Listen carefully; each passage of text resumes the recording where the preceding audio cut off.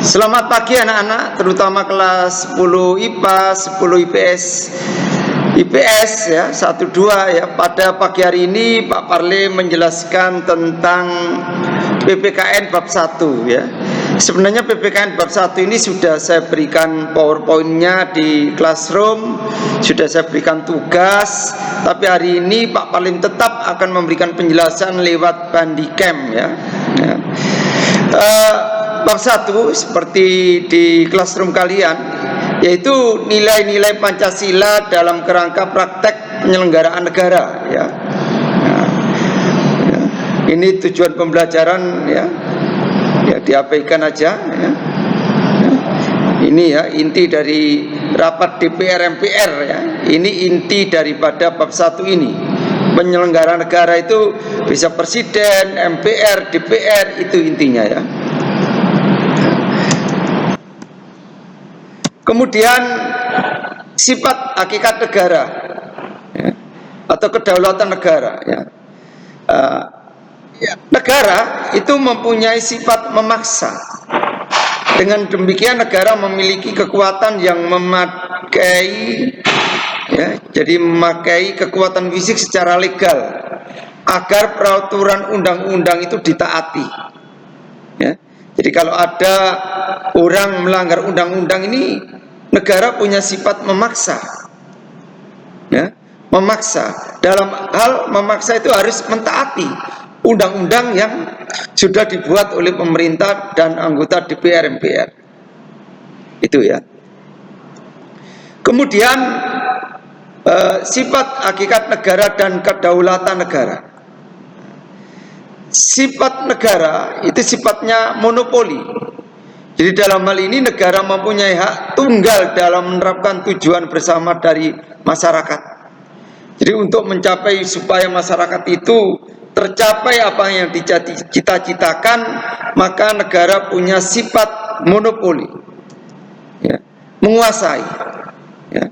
Jadi negara itu punya sifat monopoli. Jadi sebelum peraturan itu diterapkan di masyarakat, itu harus dibicarakan dalam pemerintahan. Itu sifat hakikat negara dan kedaulatan negara ya. Kemudian kedaulatan negara ya, ya, itu di mana negara punya hak mutlak. Oleh karena itu kedaulatan itu sendiri adalah kekuasaan tertinggi ya. Jadi kedaulatan itu kekuasaan tertinggi untuk menentukan hukum dalam suatu negara. Maka kedaulatan itu macam-macam ya. Apa itu kedaulatan ya, itu macam-macam ya. Ya. Yang pertama ya, adalah teori kedaulatan Tuhan. Saya kira di buku ini ada lengkap ya. Teori kedaulatan Tuhan ada di beberapa buku kalian ya. Yaitu kedaulatan Tuhan. Yang pertama adalah bahwa segala sesuatunya itu adalah dari Tuhan ya. Jadi teori ini mengajarkan negara memerintah itu mendapatkan kekuasaan tertinggi dari Tuhan ya. Jadi negara mempunyai kekuasaan tertinggi ya, ya, yang asalnya dari Tuhan. Itu bisa lihat halaman 8 ya. Kemudian yang kedua, teori kedaulatan raja ya. Ini saat abad pertengahan ya, kedaulatan Tuhan itu berkembang menjadi teori kedaulatan raja. Jadi itu raja itu dianggap bertanggung jawab kepada dirinya sendiri. Raja berada di atas konstitusi. Ini teori kedaulatan raja ini Nicola Machiavelli.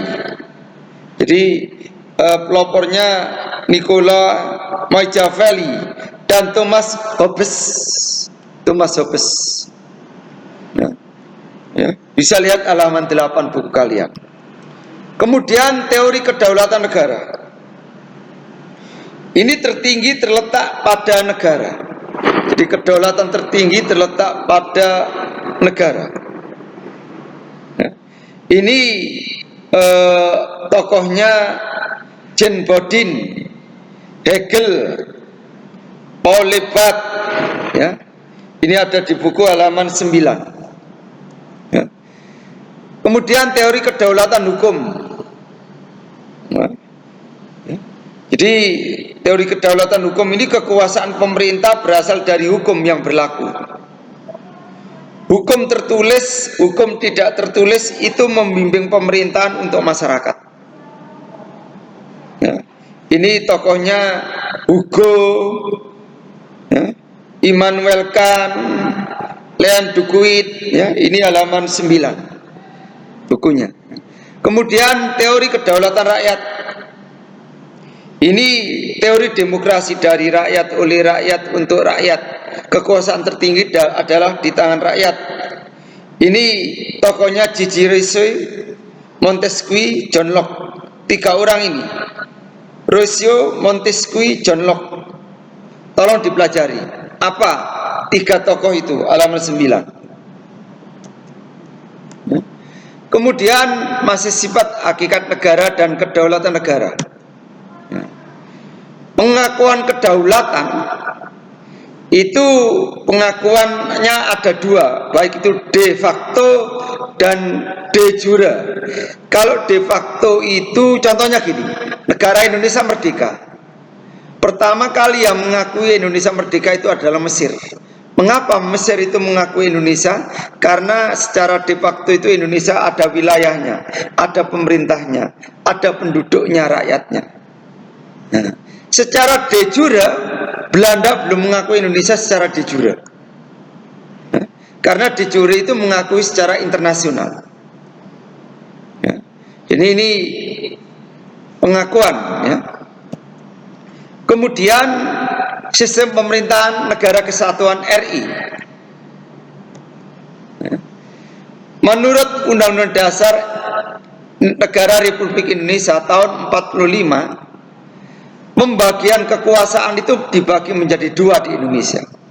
Secara horizontal, mungkin dari Tuhan, ya, ke bawahan dari presiden ke rakyat, atau vertikal dari masyarakat ke masyarakat. Itu sistem pemerintahan negara kesatuan RI.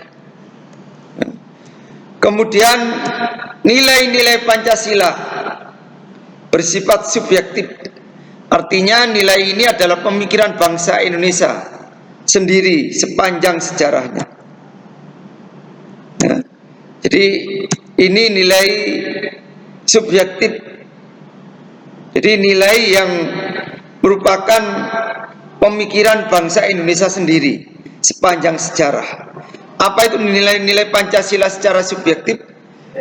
Cari sendiri, ya, di buku kalian, ya, ada di bab 1, ya.